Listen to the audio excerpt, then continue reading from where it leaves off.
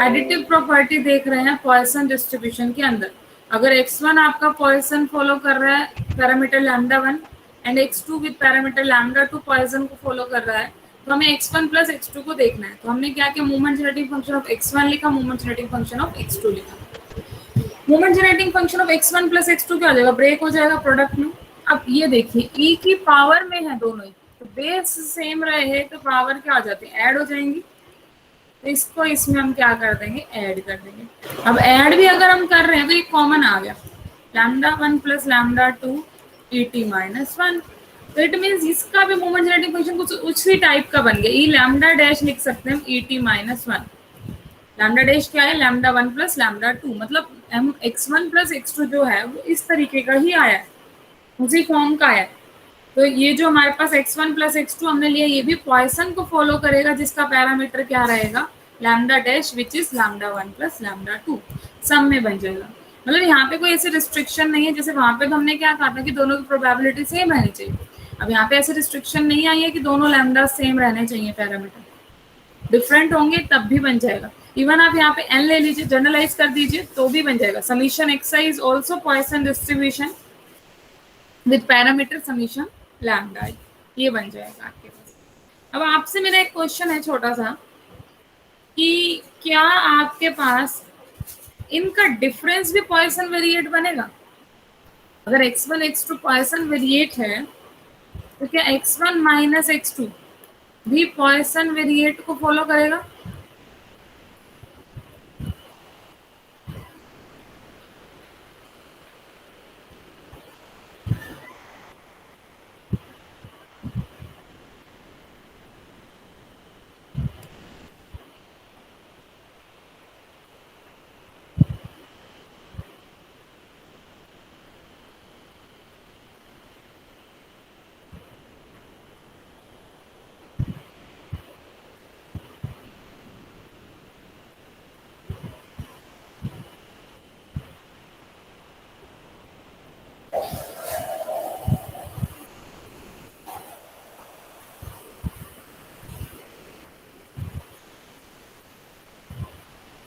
करना चाहिए मैम।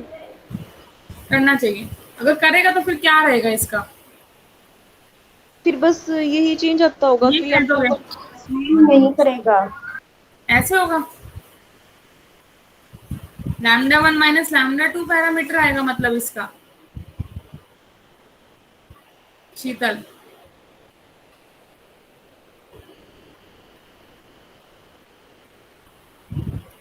अगर बनेगा तो यही आना चाहिए ना, ऐसा ही कुछ।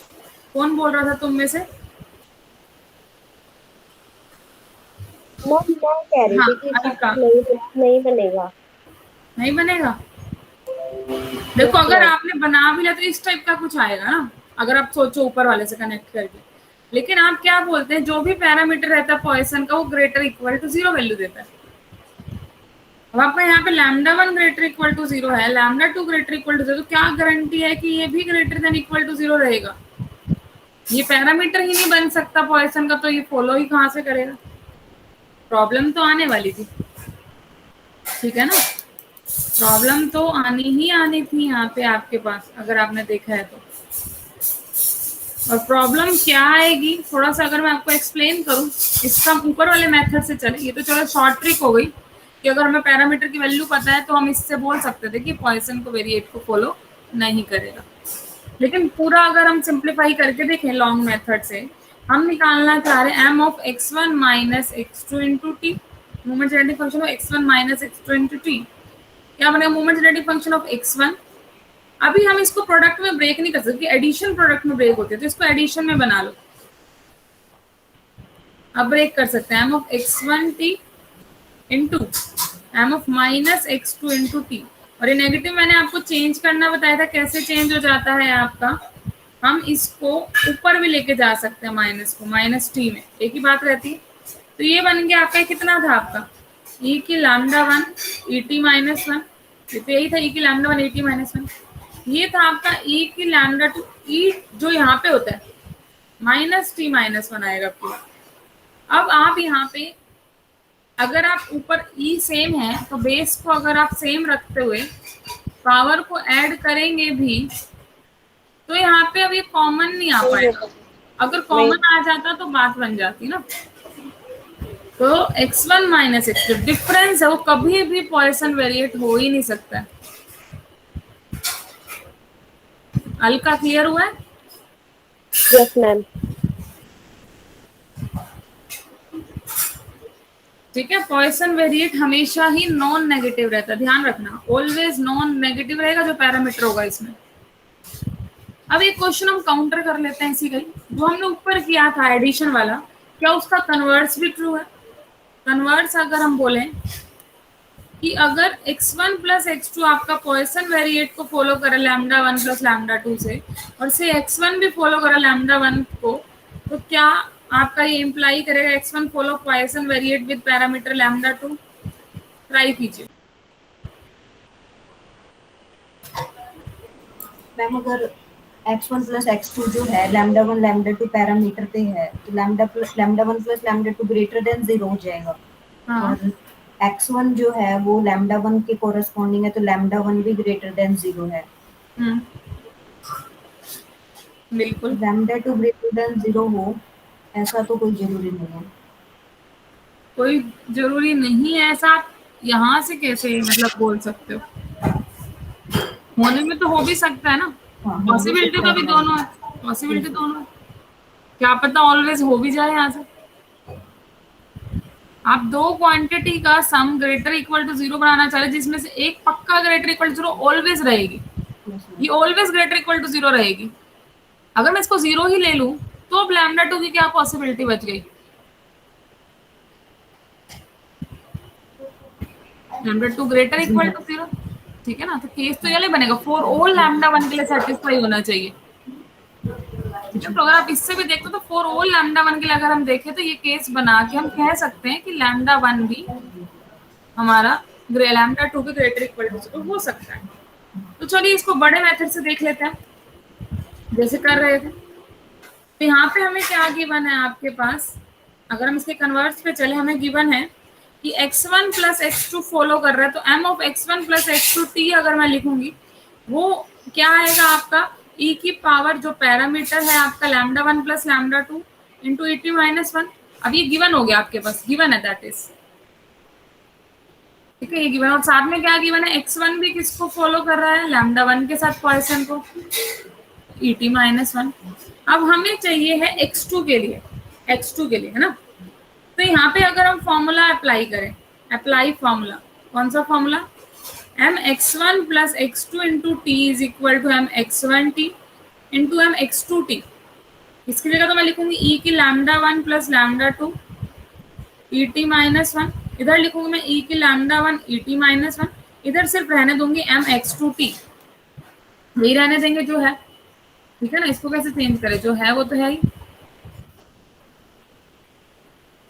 चलिए, तो यहाँ से ई की lambda 1 plus lambda 2 e T minus 1, ये आ गया डिवाइड में, ई की लैम्डा 1 ई टी माइनस 1, ये आ गया M X two T. Binomial में आपका कन्वर्स ट्रू नहीं बना था, अगर आपने देखा था तो यहाँ देखो बनने वाला है। कैसे बनेगा, इसको आप ब्रेक कर सकते हो ऊपर वाले को, लैम्डा 1 ई T minus 1 plus lambda 2 e T minus 1 में, एक बार इस पूरे को इससे मल्टीप्लाई, एक बार इस पूरे को इससे मल्टीप्लाई, और एडिशन को आप प्रोडक्ट में भी ले जा सकते हो, तो प्रोडक्ट में ले गए ई की पावर में, ठीक है ना, एडिशन को प्रोडक्ट में भी ले जा सकते हो।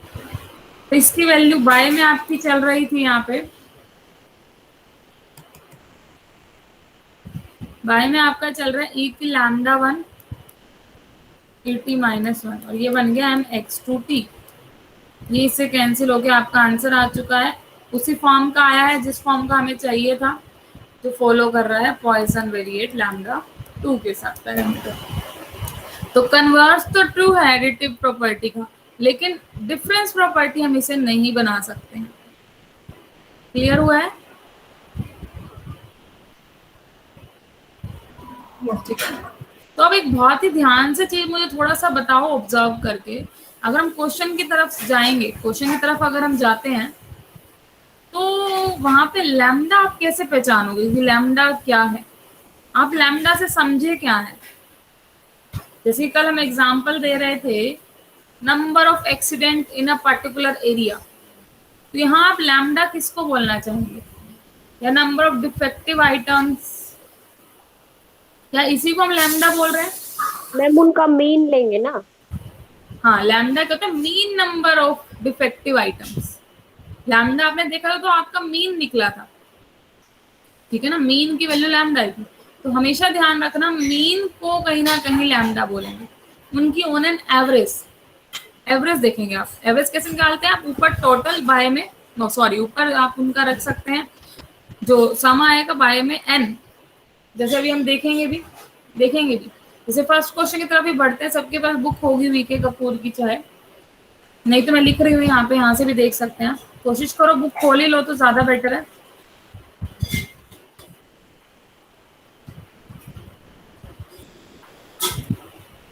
एग्जाम्पल आपका 8.32 क्या है एग्जाम्पल, और मैन्युफैक्चरर ऑफ कॉटन पिंस। एक मैन्युफैक्चरर है जो कॉटन की पिंस बनाता है, note that 5% of his product is defective. 5% उसके जो भी सामान वो बनाएगा उसमें डिफेक्टिव आने ही वाला है। और क्या कह रहा है, कब आएगा, if he sells cotton pin in box of 100, मतलब 100 बॉक्स में से 5% डिफेक्टिव आइटम आने वाला है। 100 में से 5% डिफेक्टिव आइटम आने वाला है। लैम्डा की वैल्यू क्या हुई फिर यहाँ पे, कितना डिफेक्टिव आया, मीन कितना हुआ,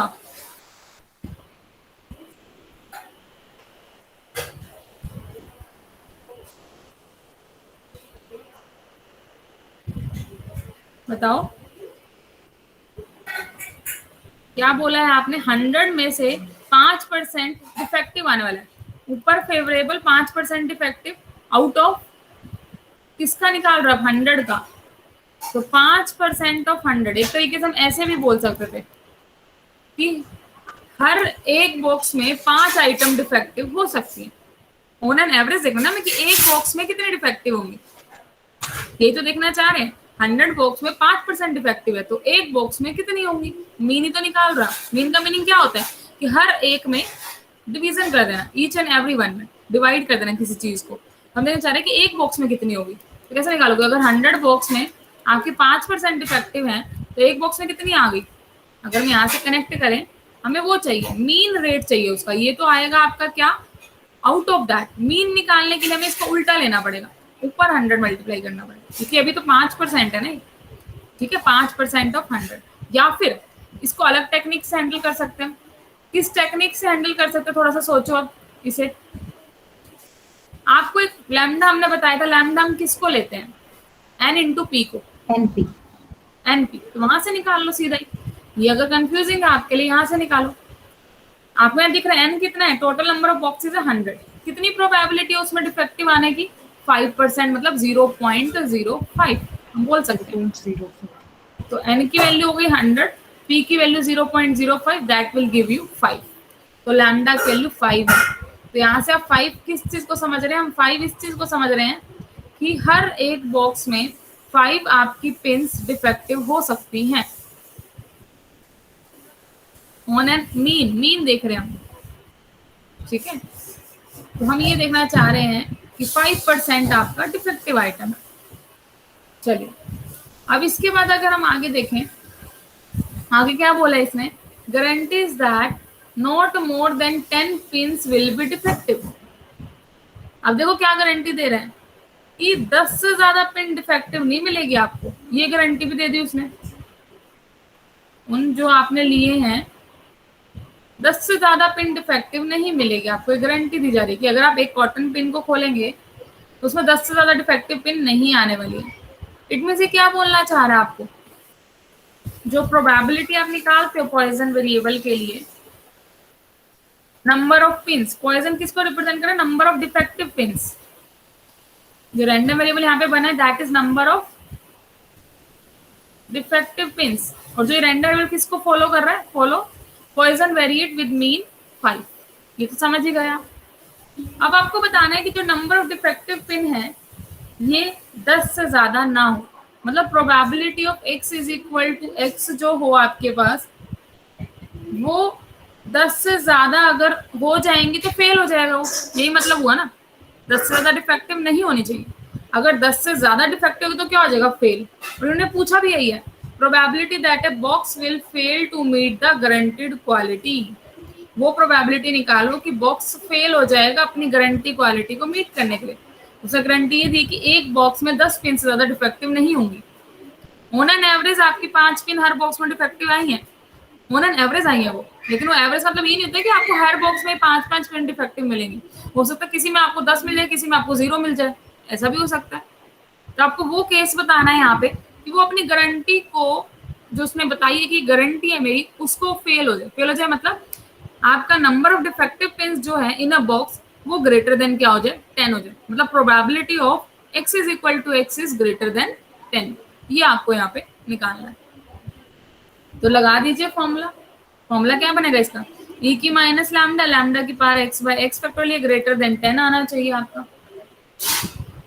लेकिन अब ग्रेटर देन 10 कैसे निकालिए, तो मैंने प्रोबेबिलिटी इसकी बता दी।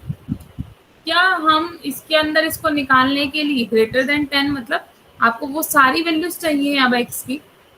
यहाँ ग्रेटर देन 10 का मीनिंग क्या है कि x की value greater than 10, number of defective pins जो थी आपकी x is equal to x, ये x की बात कर रही हूँ मैं, ग्रेटर देन 10 रहना चाहिए आपका, इस पे ब्रैकेट लगाओ, ये वाली प्रोबेबिलिटी। मतलब समीशन चलेगा 10 से लेकर इन्फिनिटी तक x की वैल्यू पे, e की माइनस लैम्डा, लैम्डा की x बाय x फैक्टोरियल, ये आपको निकालना है यहाँ पे। अब ये निकालना तो मुझे नहीं आता है, लेकिन मैं क्या निकाल सकती हूँ यहाँ पे, फाइनाइट के बारे में बात कर सकते हो। अगर मैं इस पूरे को 1 में से माइनस कर दूं, समीशन कहाँ से लेके 0 से स्टार्ट करें, अगर हम और 10 तक ले जाएं, उसको 1 में से माइनस कर दो, दैट विल बी सेम। तो ये हमारा रिक्वायर्ड आंसर हो चुका। तो आंसर इस फॉर्म में भी दे सकते हो ऑप्शन में, आंसर इस फॉर्म में भी दे सकते हो ऑप्शन में, यहाँ 5 आ जाएगा लैम्डा की जगह पे, ठीक है।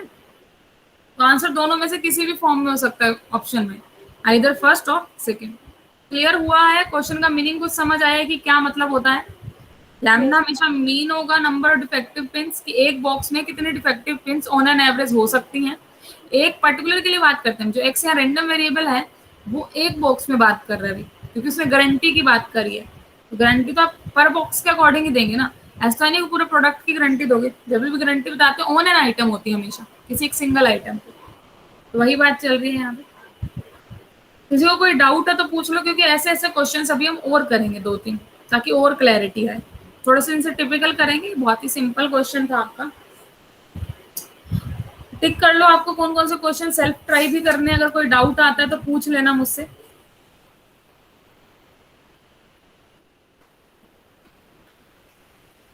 जो क्वेश्चन नंबर आपका है इसके अंदर 8.3334 सेल्फ ट्राई करने हैं आपने, 3, 5 और 3, 6 भी, ये 4 आपने सेल्फ ट्राई करने हैं।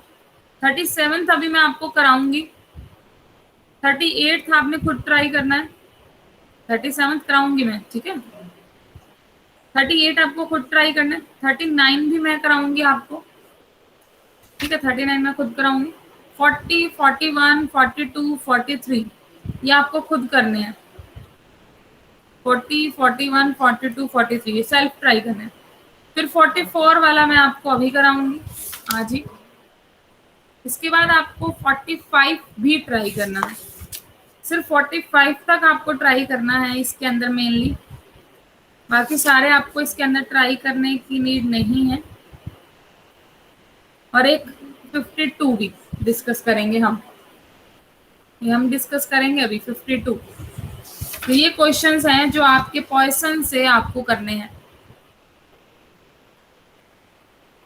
लगभग 14 to 15 क्वेश्चन है। एक जो आज कराया 32 वो भी हो चुका है आपका, ठीक है। कर लिया नोट सबने? Yes ma'am. चलिए तो 37th एग्जाम्पल की तरफ बढ़ते हैं। अब 37th एग्जाम्पल क्या कहता है, मेनली आपको रैंडम वेरिएबल पहचानना। रैंडम वेरिएबल पहचान लिया तो मेन बात बनेगी।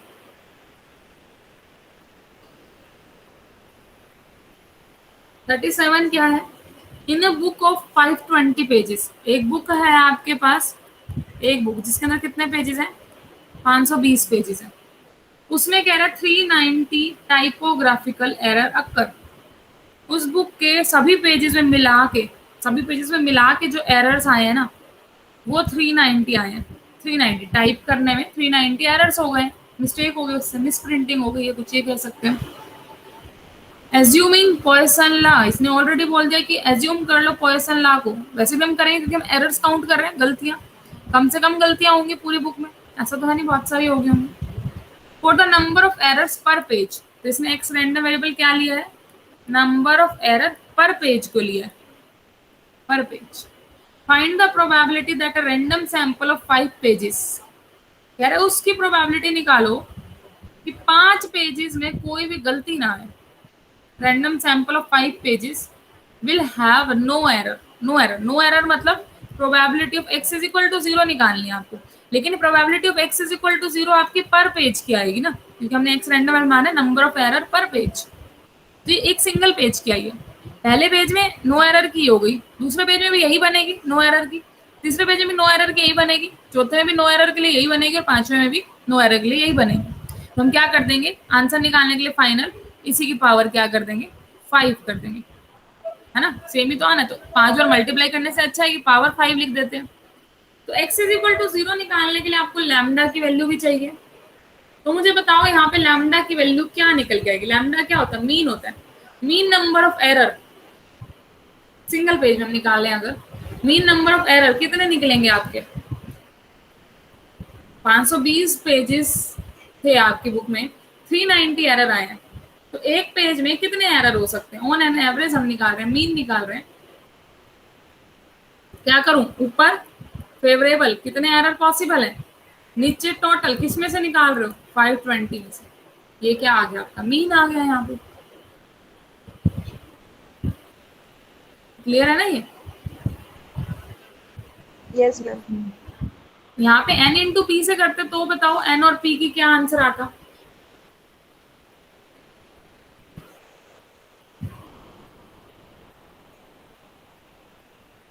n इंटू पी से आप कर सकते थे इसको।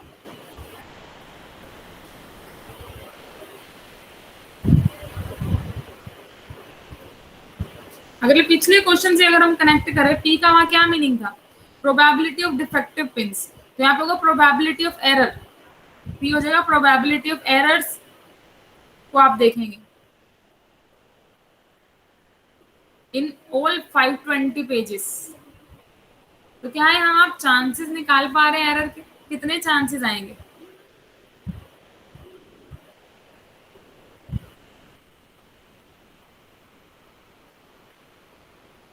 टिपिकल होगी ना वाली बात। यहाँ पे n इंटू पी वाला केस नहीं आया, तो कई बार हमें डायरेक्ट भी निकालना पड़ सकता है, कई बार प्रोबेबिलिटी ना भी गिवन हो आपको और आप डायरेक्ट निकालना चाहो मीन, ठीक है, तो डायरेक्ट भी निकालना पड़ सकता है। तो मीन डेफिनेशन माइंड में रखो कि हमें मीन निकालना था, mean number of errors in each and every page, ठीक है।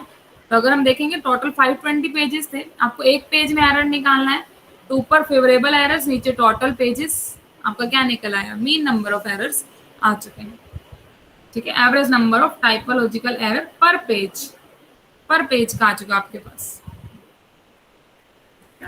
कैसे था ये आपका, 520 पेजेस में आपके 390 एरर थे, तो एक पेज में कितना हो जाएगा, 390 बाई 520, यही तो बनेगा।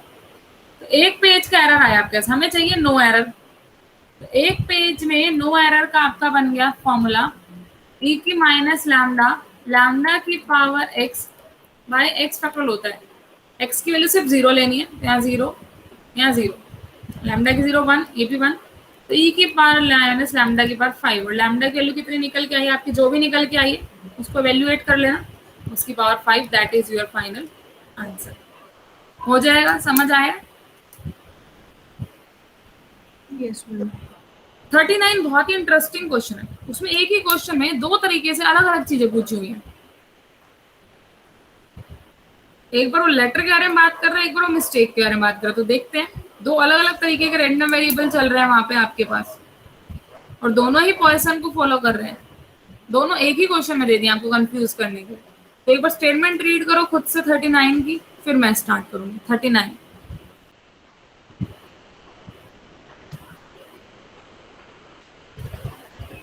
तो क्वेश्चन क्या कहता है आपका 39th में आपको ये बोला गया है A manager accepts the work submitted by his typist only when there is no mistake in the work. एक मैनेजर सिर्फ तभी उसका वर्क एक्सेप्ट करेगा जब कोई भी एरर नहीं मिलना चाहिए, कोई भी मिस्टेक नहीं आनी चाहिए उसके काम में। और कहा गया है जो वो टाइपिस्ट है आपके पास, वो 20 letters per day on an average type करता है, ऑन एन एवरेज। तो क्या दे दिया आपको? मीन लैम्डा इन दे दिया। किसके लिए दिया है?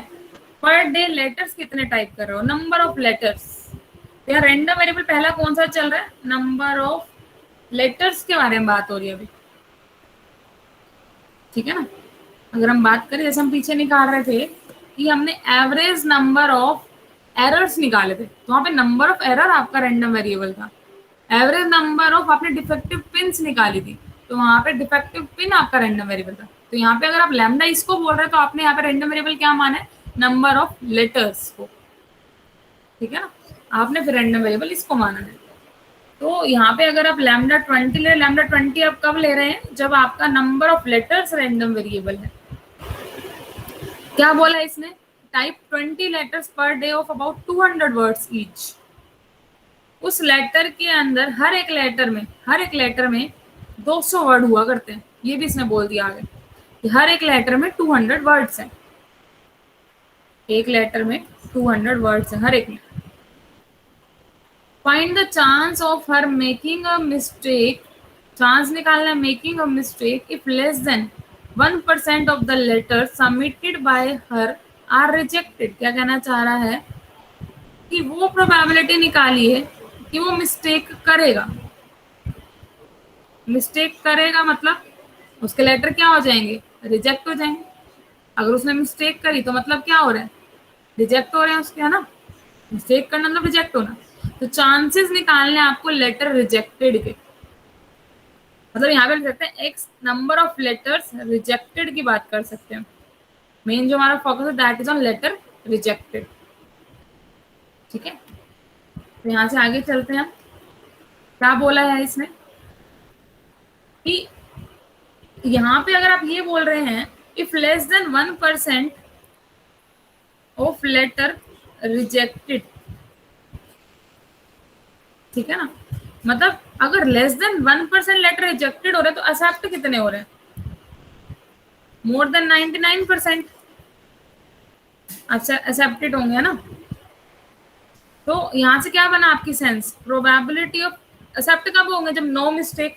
तो प्रोबेबिलिटी ऑफ नो मिस्टेक, कोई भी मिस्टेक ना हो, वो क्या बन गया आपके पास? Is greater equal to 0.99। और नो मिस्टेक हम कैसे निकालते हैं आपका? यहाँ पे हम नो मिस्टेक देखें। अच्छा, नो मिस्टेक हम किस में देख रहे हैं? नो मिस्टेक लेटर्स के अंदर, ठीक है ना। जो हम लेटर्स दे रहे हैं उस लेटर में कोई मिस्टेक ना आए, मतलब एक भी पेज में कोई मिस्टेक ना हो। नो मिस्टेक की प्रोबेबिलिटी रहती है ई की माइनस लैम्डा, लैम्डा की पावर 0/0 फैक्टोरियल, ये ग्रेटर इक्वल टू 0.99। आपने जो लैम्डा की वैल्यू मुझे बताई थी, कितनी बताई थी आपने लैम्डा की वैल्यू? वो कब थी आपकी lambda value? 20 letters per day जो आपने बताया था, that is for letters. Letters के लिए था वो। अगर आप number of letters random variable मान रहे हैं तो उसके लिए 20 था। लेकिन यहाँ पे अब आपने क्या लिखा है? Probability of no mistakes. तो आपने रैंडम वेरिएबल यहाँ पे क्या लिया है? मिस्टेक का, कि कितनी मिस्टेक्स हो रही है, ना कि लेटर्स को आपने रैंडम वेरिएबल लिया। तो मिस्टेक पे चलते हैं। अच्छा, कितनी मिस्टेक्स हो सकती हैं? मान लो अगर मैं लेट कर लूं p with the probability of mistake in typing a word. मैंने कह दिया कि एक वर्ड टाइप करने में प्रोबेबिलिटी p है उसकी मिस्टेक होने की। कितने पेजेस उसको टाइप करने थे? कितने वर्ड उसको, यहाँ पे हमने इन्हें वर्ड लिया तो कितने वर्ड उसको टाइप करने थे? 200 वर्ड। एक लेटर में कितने वर्ड थे? 200 वर्ड। तो 200 हो गई n की वैल्यू। 200 word in the letter. p हमने प्रोबेबिलिटी लेट कर ली मिस्टेक्स होने की एक वर्ड में। तो यहाँ से क्या बन गया आपका लैम्डा? 200 into p। ये लैम्डा आपका यहाँ पे आया। तो इसको यहाँ पे रखो 200 into p greater equal to 0.99। बस यहाँ से हमारी क्या निकल आएगी, पी की वैल्यू निकल आएगी। यही तो निकाला ना हमें, प्रोबेबिलिटी ऑफ मेकिंग हर mistake, chance of her making a mistake. तो हमने लेट कर लिया, वो chance of making a mistake कितना होगा, पी होगा in a word. First part clear हुआ है? Yes ma'am. ठीक है, तो लेटर को रेंडम वेरिएबल मानने से कोई फायदा नहीं था, जो आपने पहली लाइन पढ़ते ही बोल दिया। यहाँ तो हमें मिस्टेक्स को रेंडम वेरिएबल मानना, तो मिस्टेक वाला अगर हमें निकालना है तो प्रोबेबिलिटी लेट करके चलनी पड़ेगी, क्योंकि दे इन रखा हमें मिस्टेक्स कितनी हो रही है उससे। हमने पी मान ली प्रोबेबिलिटी ऑफ मिस्टेक, और टोटल वर्ड्स को 200 लिखने हैं, तो 200 से मल्टीप्लाई करना पड़ेगा, तभी लैम्डा आएगा n इंटू पी। ठीक है, अब सेकंड पार्ट की तरफ बढ़ते हैं। सेकंड पार्ट में अब ध्यान से पढ़ना है, किसकी बात कर रहा है, लेटर्स की बात कर रहे हैं सेकंड पार्ट में। If on 90% days all the letter submitted by her are accepted, कह रहा है कि 90% दिनों में, मतलब जितने भी दिन वो काम कर रहा है, जितने भी दिन वो सबमिट कर रहा है, उसका 90% ऐसा है कि उसके लेटर एक्सेप्ट ही हो रहे हैं, 10% डेज ही उसके रिजेक्ट हुए हैं, बाकी टाइम उसके लेटर क्या हो रहे हैं, एक्सेप्ट ही हो रहे हैं। उसकी प्रोबेबिलिटी निकालो, उसकी प्रोबेबिलिटी अब आपको निकालनी है। ठीक है, चलिए तो देखते हैं कैसे निकालोगे, यहाँ पे देखते हैं अभी।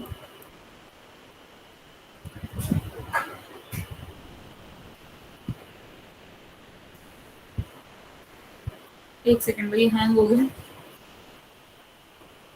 चलिए, तो अब एक बात बताइए, उसने किया क्या है कि अगर हम एक दिन का काम देखें तो एक दिन में वो 20 लेटर लिख रहा था, 20 लेटर्स एक दिन में, पर डे में वो लिख रहा था, और जिस लेटर में, हर एक लेटर में 200 वर्ड्स थे पर लेटर, यही था आपके पास।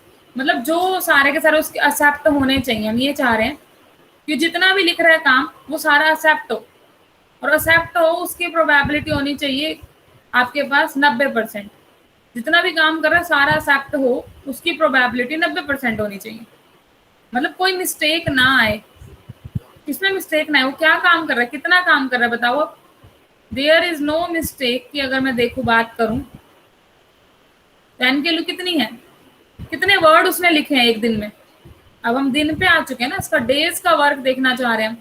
एक दिन में उसने कितने वर्ड्स लिखे, एक लेटर में 200 वर्ड, लेकिन उसने लेटर कितने लिखे, 20 लेटर, तो एक दिन में वो 4000 वर्ड लिख रहा है। अब अपने 4000, एन की वैल्यू अब होगी 4000, तो उन 4000 वर्ड में पर दिन उसकी कोई मिस्टेक ना आए, मतलब ई की -4000 into P, probability of error P, ये क्या रहनी चाहिए आपकी, नो एरर। ये नो एरर की बनी ना, ई की माइनस लैम्डा, लैम्डा की बार 0/0 फैक्टोरियल, नो एरर आए उसकी प्रोबेबिलिटी आनी चाहिए 0.90। अब की बार आपकी ये स्टेटमेंट बन गई है। इतना सा फर्क आया, बस पहले आपको यहाँ पे जो एन की वैल्यू तो 200 लेनी पड़ रही थी, क्योंकि पहले केस में हम लेटर सबमिटेड की बात कर रहे थे। तो लेटर सबमिटेड उसके क्या हो रहे थे वहां पे, लेटर सबमिटेड कब हो रहे थे, जब कोई मिस्टेक ना आए पेज के अंदर। तो वहां पे हमने सिर्फ पर पेज के हमने वर्ड देखे, तो पर लेटर में आपके कितने थे वहां पे, 200 वर्ड थे, तो वहां पे हमारी लैम्डा के लिए सिर्फ 200 बनी। अब हम कह रहे हैं हर दिन कोई गलती ना है, तो दिन के सारे वर्ड देखने पड़े, तो दिन में वो कितने वर्ड लिख रहा है, 4000 लिख रहा है, तो एन की वैल्यू अब होगी 4000, उसकी प्रोबेबिलिटी निकालो, -4000 इंटू पी हो जाएगा, विच इज इक्वल टू 0.90। यहाँ से आप इसकी पी निकालोगे, इसका आंसर आ जाएगा सेकंड वाले का। क्लियर हुआ है?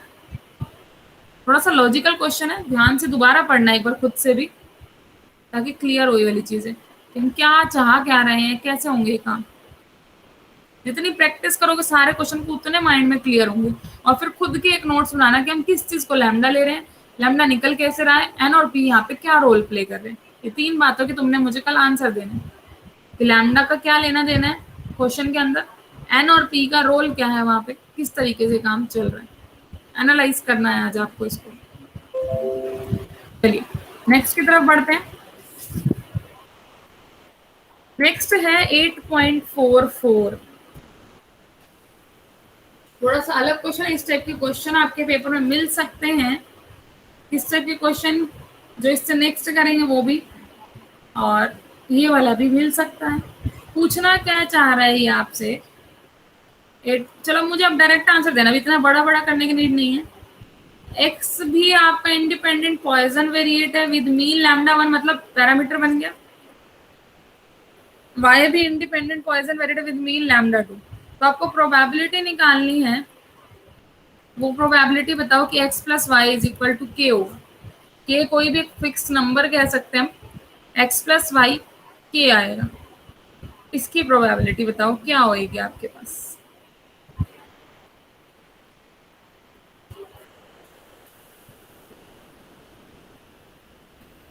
बस फंक्शन ही तो बनाना है, प्रोबेबिलिटी फंक्शन। किसका बनाना है आपको, ध्यान से देखो अगर आप, तो हमें x प्लस वाई का बनाना है और तो कुछ नहीं करना। अगर हमें ये, इसका मतलब क्या है, probability x is equal to x which is equal to e की माइनस लैम्डा, लैम्डा की power x by x factorial, मतलब लैम्डा 1 और लैम्डा 1 आ जाएगा। ये क्या है, probability of x is equal to y, मतलब x इज इक्वल टू से x2 ले लो। अब ये x1 पे बात कर रहा है, या फिर सब k1 k2 ले लो, कुछ भी ले लो। ये तो नंबर की बात होती है ना, वो नंबर लाई करता है आपका 0 से लेकर इन्फिनिटी तक। कोई भी नंबर हो सकता हुआ ना, यहाँ पे दोनों ही 0 से इन्फिनिटी तक लाई करते हैं वो नंबर, और उसी नंबर को हम यहाँ पे लिखते हैं जो हम यहाँ पे ले रहे हैं x। अगर मैं यहाँ पे k1 ले लूँ तो यहाँ पे मुझे k1 लिखना पड़ेगा, k1 फैक्टोरियल। अगर मैं यहाँ पे k2 ले लूँ तो मुझे यहाँ पे k2 लिखना पड़ेगा, लैम्डा 2 की बार k2 बाई k2 फैक्टोरियल। उस पॉइंट पे बात हो जाती है ना प्रोबेबिलिटी की। तो अब यहाँ पे अगर मैं देखूं, अब मुझे बताइए अगर पॉइजन का x भी है y भी, तो x प्लस वाई भी पॉइजन डिस्ट्रीब्यूशन से आएगा या नहीं आएगा। Yes ma'am. और उसका पैरामीटर क्या बनेगा, लैम्डा 1 प्लस लैम्डा 2। यस, बस सिंपल है। तो यहाँ से क्या बन जाएगा, इसकी प्रोबेबिलिटी निकालनी है, इस फॉर्म में लिखना है आपको, e की minus lambda 1 plus lambda 2, lambda 1 plus lambda 2 की पावर में अब क्या आ जाएगा, ये वाला k बाय में k factorial, that is your answer. Simple सी बात नहीं होगी, बिल्कुल कुछ निकालना पड़ा आपको इसमें। ठीक है, तो जितना छोटे से छोटा सोच सकते हो उतना छोटे से छोटा सोचा करो। होल के भी हम इसको कर सकते थे, नो डाउट। होल के हम x is equal to some r ले लें तो y क्या बन जाएगा, k माइनस आर। अगर मैं x को r ले रही हूँ तो y को k माइनस आर ही लेना पड़ेगा, तभी ये सेटिस्फाई करेगा, k के इक्वल आएगा। इंटरसेक्शन हो जाएगी, फिर इंटरसेक्शन की प्रोबेबिलिटी इंडिपेंडेंट में अलग अलग हो जाएगी। अब अलग अलग में तो आपको पता ही है कैसे ओपन होगा, फिर उसको बाद में कंबाइन करोगे। आना अल्टीमेट आंसर यही है, क्यों ना हम शॉर्टकट से चले। ठीक है ना, चलिए तो अगला फिर हम ट्राई करते हैं। अगले में इसने x प्लस वाई के बारे में नहीं पूछा, अगले probability of x is equal to y के बारे में पूछा इसने कि वो पॉइंट्स पे बताइए प्रोबेबिलिटी जहां पे इक्वल है दोनों वेरिएट इक्वल हो। तो यहाँ पे मैं ये लिख सकता है, सी x कोई भी वैल्यू ले रहा है आपकी, x is equal to some x where x lies from 0 1 2 up to infinity. यही होता है पॉइजन में आपका जो पैरामीटर लाई करता है, कोई भी ले सकते हैं हम 0 से इन्फिनिटी तक। तो हमने से इसको लिख दिया कि जो p x is equal to x और y is equal to x, क्योंकि दोनों को इक्वल करना है हमें, और समीशन चल पड़ा हमारा 0 से इन्फिनिटी तक, लिख सकते हैं नो डाउट। कोमा इंटरसेक्शन ही होता है, ये मैंने आपको पहले भी बताया था ज्वाइंट के अंदर। और ज्वाइंट डिस्ट्रीब्यूशन में आप जानते हैं कि जब इंडिपेंडेंट होते हैं आपके वेरिएबल्स तो आप अलग अलग भी कर सकते हैं। हमने अलग अलग कर दिया x 0 से इन्फिनिटी करके। अलग अलग का आपको आंसर पता ही है, कितना आंसर है इसका, e की माइनस लैम्डा 1 की power x by x factorial, यहाँ पे e की माइनस लैम्डा 2 की power x by x factorial. तो क्या बन गया, आपको समीशन भी लेना है आपको इस पे, समीशन x 0 से इन्फिनिटी। ये बन चुका समीशन x 0 से इन्फिनिटी, e की माइनस लैम्डा 1 प्लस लैम्डा 2 इकट्ठा कर सकते हो, इवन लैम्डा 1 इंटू लैम्डा 2 की पावर x भी इकट्ठा, और x फैक्टोरियल का स्क्वायर। सिर्फ x के ऊपर समीशन चल रहा, तो इस समीशन को मैं अंदर ले जा सकती हूँ 0 से इन्फिनिटी। ये आपके पास फाइनल आंसर आया इसके अंदर। तो जब इक्वल टू की बात करें तो उसमें जो प्रोबेबिलिटी आई है वो इतनी आई है आपकी। कुछ कंक्लूजन तो नहीं निकला कि भाई वो पॉइजन को फॉलो करेगा नहीं करेगा, क्योंकि जब तक ये समीशन सॉल्व नहीं होगा तब तक हम बता नहीं सकते पॉइजन को फॉलो करेगा नहीं करेगा। लेकिन ये तो निकला है ना, आंसर तो इतना ही आएगा, बस खत्म। तो इस लॉन्ग मेथड से भी आप चल सकते हैं जैसे हम चल रहे हैं। ठीक है, तो जिसका हमें पता उसमें शॉर्ट ट्रिक से जाएगा। जैसे x प्लस वाई का हमने जनरल स्टडी कर लिया था, अगर मैं यहाँ पे x माइनस वाई के बारे में पूछूं तो आप सीधा ही रिजेक्ट कर देते हो, तो पॉइजन बनेगा ही नहीं बिल्कुल भी। ठीक, क्लियर है ये। चलिए, तो एक क्वेश्चन और रह गया अभी हमारी तरफ से। अच्छा क्वेश्चन है ये वाला, ये आपका पेपर में आता है मोस्ट ऑफ द टाइम। अगर कोई क्वेश्चन से पूछते हैं क्वेश्चन तो उसमें से ये वाला क्वेश्चन बनता है।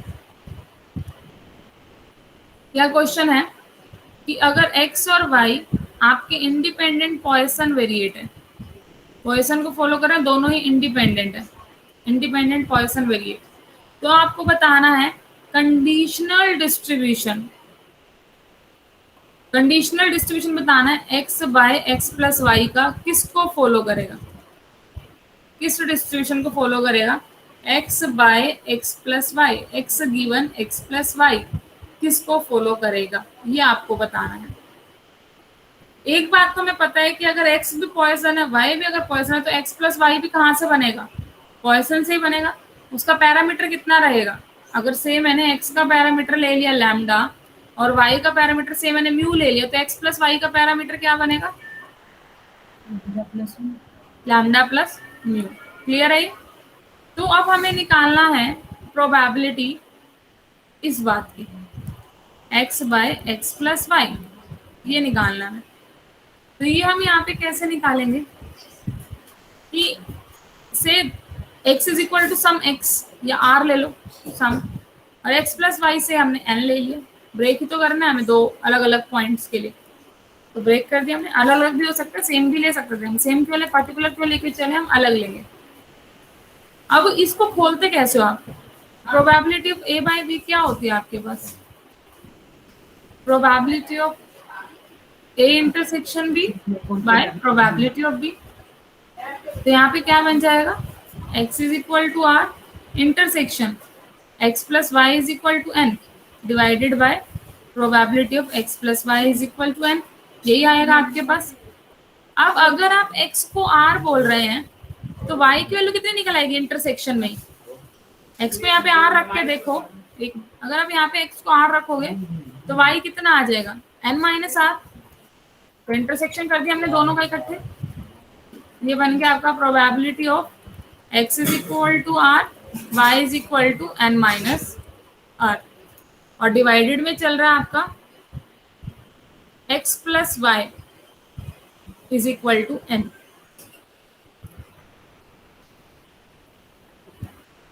अब देखिए दोनों ही ज्वाइंट आ गए, अब ज्वाइंट डिस्ट्रीब्यूशन है, x और y दोनों इंडिपेंडेंट दिए हुए हैं, तो क्या कर देंगे अलग अलग, x is equal to r का अलग, y is equal to n minus r का अलग, नीचे x plus Y is equal to n का अलग।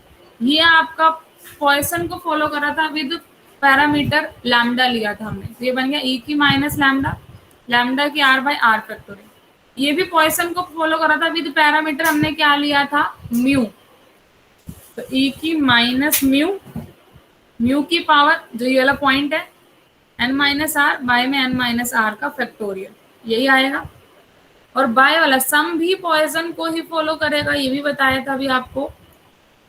तो सम वाले में जो पैरामीटर क्या आएगा, लैम्डा प्लस म्यू आएगा इनका सम, और ये वाला जो पॉइंट है इसी पैरामीटर के ऊपर आएगा लैम्डा प्लस म्यू की power n by n factorial. अब जो जो कट रहा है उसको काटो और बताओ क्या बच गया, करो एक बार ट्राई।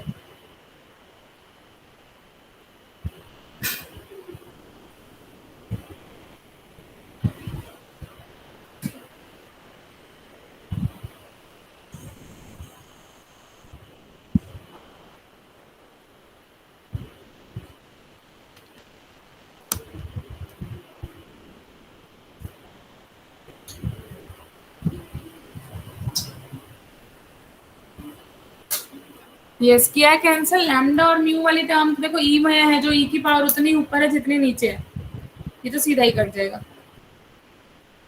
ठीक है, अब बाकी क्या बच गया आपका, यहाँ था लैम्डा की पावर आर, नीचे क्या था एन फैक्टोरियल, तो बच गया अब आपका सिर्फ लैम्डा की पावर आर, और यहाँ लैम्डा बाई म्यू की पावर एन है, तो क्यों ना मैं इसको दो में ब्रेक कर लूँ। जैसे दो में ब्रेक कर सकते हैं, इसको लिख सकते हैं लैम्डा की बाई म्यू की पावर आर और एन माइनस आर, टोटल तो एन ही बन जाएगी ना, एन माइनस और आर ऐड होकर एन ही बच जाएगी। तो इसको दो में ब्रेक किया, आर वाले के बाय में आर वाला ले गए, लैम्डा बाय म्यू की पावर आर, और म्यू वाले के बाय में एन माइनस आर वाला ले गए, दो में ब्रेक करके। तो ये भी कवर हो गया, ये भी कवर हो गया, ये भी कवर हो गया सारा। बचा क्या?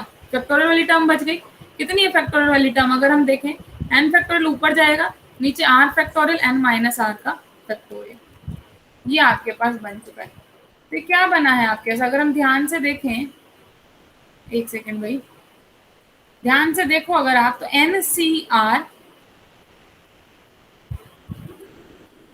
NCR, इसको से मैं P का नाम दे दूं, P की पावर R, ठीक है।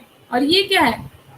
इसी को अगर 1 में से माइनस करोगे, 1 माइनस P निकाल के देखो, 1 minus lambda by lambda plus mu, क्या बचेगा आपका? Mu by lambda plus mu बचेगा, यही बचेगा। तो इसको 1 माइनस P की पावर n माइनस R बोल सकते हो। तो क्या बन गया आपका? किसका डिस्ट्रीब्यूशन है ये? बाइनोमियल डिस्ट्रीब्यूशन बन चुका आपका। तो this is the binomial distribution को फॉलो करेगा विद पैरामीटर n क्या बना है आपका यहाँ पे? पैरामीटर तो आपका वही n ही आया ना, और p प्रोबेबिलिटी। n हमने किसको लिया था? x plus Y is equal to n लिया था हमने स्टार्टिंग में, अगर आपने देखा तो जर्नल।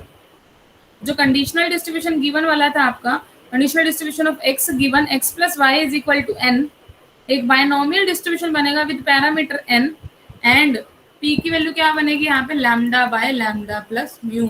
लैम्डा आपने जो x को फॉलो करा था पॉइसन, उसका पैरामीटर, और जो y को फॉलो करा था वो हमने म्यू लिया था, उसका पैरामीटर। तो हमने एक कंडीशनल डिस्ट्रीब्यूशन निकाल दिया है। तो इसका कंडीशनल डिस्ट्रीब्यूशन किसको फॉलो करेगा? बायनोमियल को फॉलो करेगा। क्वेश्चन ये आता है आपका पेपर में कि अगर x और y दो इंडिपेंडेंट पॉइसन वेरिएट हैं, तो x given x plus y क्या बनेगा? क्या पॉइसन ही बनेगा, बायनोमियल बनेगा, एक्सपोनेंशियल बनेगा? कुछ भी दे देता है वो ऑप्शन में। तो आपका राइट आंसर क्या आएगा? Binomial distribution.